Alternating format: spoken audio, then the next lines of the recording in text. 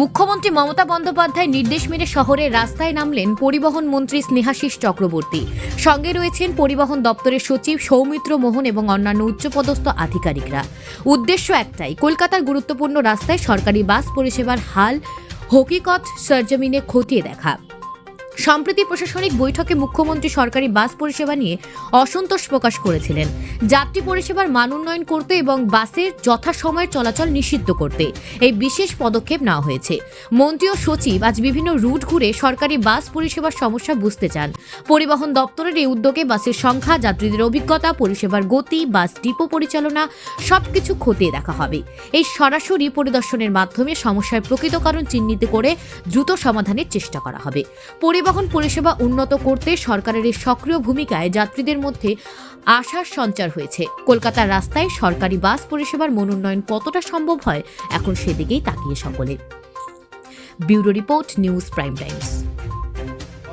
সেখানে কমান এই ডিস্ট্রিবিউশনের ব্যাপারটা নিয়েও আমরা ভাবছি। আমরা এগুলো বোঝার পরেই কিন্তু আমরা দ্রুত এটা নিয়ে কিন্তু কোনো সময়ের বিষয় নেই, আমরা 24 ঘন্টার মধ্যে সেই ডিস্ট্রিবিউশনগুলো আমরা দেখে নেব, বাস বাড়াবো। আপনারা বলছেন, দাবি করছেন যে সরকারি বাস বেড়েছে, কিন্তু সাধারণ মানুষ যেই রুটগুলো বেশি প্রয়োজনীয় সেখানে কিন্তু মানুষ পাচ্ছে না। আর দেখুন, বিষয়টা হচ্ছে যে সরকারি বাস বা বেসরকারি বাস যাই বলে বেশ কিছু রুটে বাস কিন্তু বন্ধ হয়েছে। তার কারণটা ছিল যে আজকে যদি আপনি 15-20 বছর আগে চলে যান, সেখানে কিন্তু আপনি দেখবেন যে আজকে কলকাতা শহর বা শহরতলি এলাকায় এই যে এত ছোট গাড়ি এসেছে, বিভিন্ন ধরনের গাড়ি, এগুলো কিছু সবটাই বাসের উপর নির্ভর করতে হতো, কিন্তু এখন বিকল্প প্রচুর যান চলে এসেছে। ফলে সাধারণ মানুষ কিন্তু সেই সমস্ত যানবাহন ব্যবহার করছে। আপনার ধরুন 70,000 ক্যাব চলে, এবং তারপরে শহরতলি কলকাতার বাইরে ছোট ছোট গাড়ি, ম্যাজিক চলে, অটো চলে, টোটো চলে, এগুলো চলে, এবং বেসরকারি কিছু সার্টেন বাসও চলে এসেছে। এই যে যাত্রীরা অন্য যানবাহনকে গ্রহণ করায় অনেক রুটে কী হচ্ছে, সরকারি বাস বেসরকারি বাস পর্যাপ্ত পরিমাণে যাত্রী পায় না বলে সেই সব রুটে কয়েকটা রুটে বন্ধ হয়ে গেছে। এটা স্বাভাবিক, কিন্তু ঘটনাটা হলো এটাই যে সেই রুটে বেশ কিছু যাত্রী, সেই সংখ্যাটা কম হতে পারে, তাদের ক্ষেত্রে কিন্তু এটা অসুবিধাজনক হয়েছে, এবং তাদের অভিযোগটা আমরাও পাই। কিন্তু একটা বেসরকারি বাস চালাতে গেলে যে পরিমাণ যাত্রীর দরকার ছিল ভায়াবল হতে গেলে, সেটা কিন্তু আজকে আর হচ্ছে না যে জায়গাগুলোতে, সেই জায়গাগুলোতে বাস বন্ধ হচ্ছে। এবং এবার সরকারের পক্ষেও যে হাজার হাজার বাস নামিয়ে দেওয়া, এটা তো সম্ভব নয়। সরকার মানুষের ট্যাক্সের টাকায় চলে, সেই করের টাকাটা প্রপার বিভিন্ন ডেভেলপমেন্টে তাকে ডিস্ট্রিবিউট করতে হয়, এবং সরকারেরও কিন্তু এটা উচিত হয় না যে যেখানে যাত্রী নেই, একেবারে কম সংখ্যক যাত্রী, অথচ ডিজেল পুড়িয়ে হাজার হাজার টাকা, কোটি টাকা বাসে নষ্ট হবে করের টাকা, সেটাও তো নয়। এর জন্য আমাদের ভাবতে হয়, আমাদের সার্ভে করতে হয়, যেখানে পর্যাপ্ত যাত্রী আছে সেখানে বাস চলছে, কিন্তু বেশ কিছু রুটে বাতিল রয়েছে, কিন্তু পর্যাপ্ত যাত্রীর অভাব। তবুও আমরা সার্ভে করে দেখছি যে আমাদের বাসের সংখ্যা যখন আমরা বাড়াবো, তখন ওই রকম বেশ কিছু রুটেও আমরা বাস দিয়ে দিতে পারবো। আমরা আশা করছি দিয়ে দিতে পারবো, এটা বেশি সময় লাগবে না।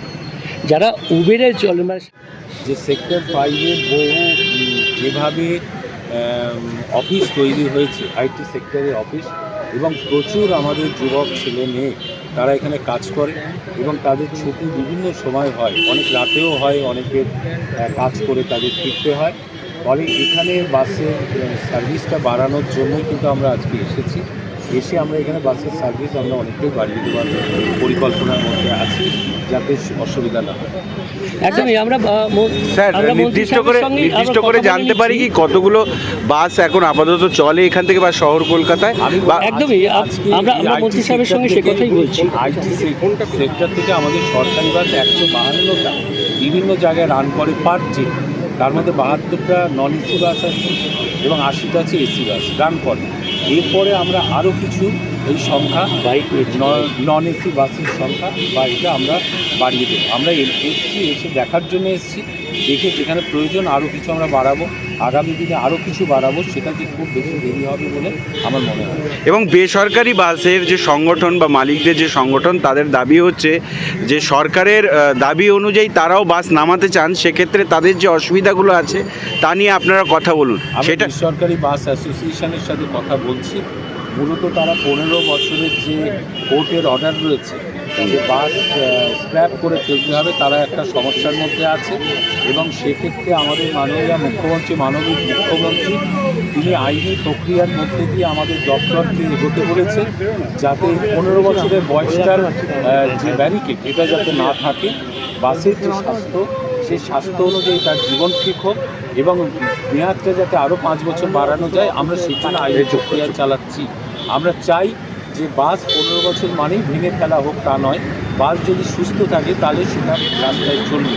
আমরা বেসরকারি বাস মালিকদের এই সাহায্যটা অবশ্যই আমরা করতে থাকবো এবং আমরা কিছু রুট আমরা এক্সপ্লোর করছি কলকাতার রুটে, যেখানে বেসরকারি বাসের পারমিট চাইলে আমরা সেই পারমিটটা দিয়ে দেবো। আবার সেই পারমিট দেওয়ার ক্ষেত্রেও আমরা দ্রুত গতিতেই সেটা করে দেব। এইভাবে বেসরকারি বাস মালিকদের যে সহযোগিতা করার কথা সেটা আমরা নিশ্চয়ই করব। Thank you.